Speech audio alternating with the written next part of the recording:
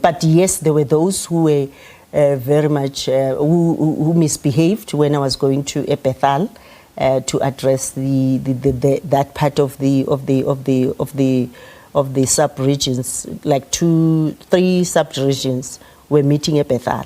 They were burning tires at the gate. They were like very much rowdy. We ended up negotiating with them, managed to hold the meeting. Indeed, that matter has been referred to the for disciplinary hearing, and indeed, if then they were found guilty and it proves that they've brought the organization into disrepute, they will be dealt with harshly so. Indeed, we are an organization which should have order and discipline. Comrade President, thank you very much for your advice and the words of wisdom. I must start by withdrawing my threat. When the SG came in, I told him, because it was beyond 10 o'clock, so I said to him, he doesn't value his membership because he arrived late and so on. So I then told comrades, hey, I've just exercised some degree of threat against the Secretary General. So I withdraw on the basis of the advice that the President has just...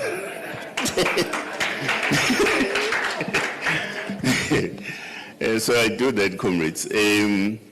Now, this part of the program... We are aware that during the state versus the IEC case in Maritzburg, there were people who were heckling when the provincial convener was speaking. And heckling in terms of the constitution of Mkondo Wesizwe is a disciplinary issue.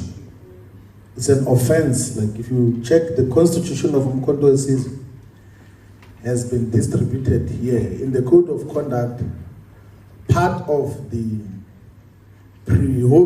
prohibited activities or offenses is heckling when people are speaking, whether in meetings of the organization or any other meeting. It's not allowed for members of Mkondo Wesizwe.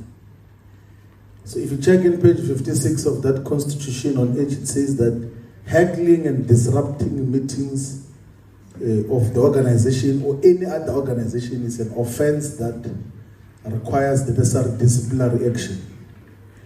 There is a complaint that has been lodged and was brought to the attention of the national officials about the comrades who were involved in heckling, each and every one of those.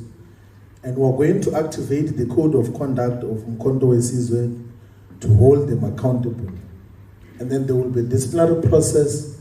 We do not know what will be the outcome of the disciplinary process. We've already announced yesterday the changes to the decisions of the national officials in the composition of the National Disciplinary Committee, that Advocate Dalimpofu is the chairperson, and our Deputy President is chairing the National Disciplinary Committee of Appeals.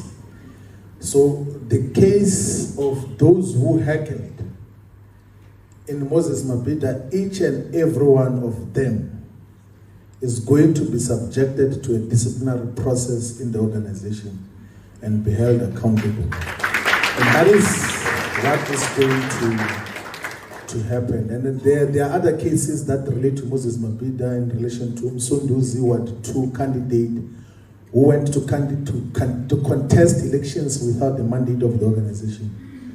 The candidate is facing a disciplinary hearing, and those who registered him as well are facing a disciplinary hearing because they did so without the mandate of the organization.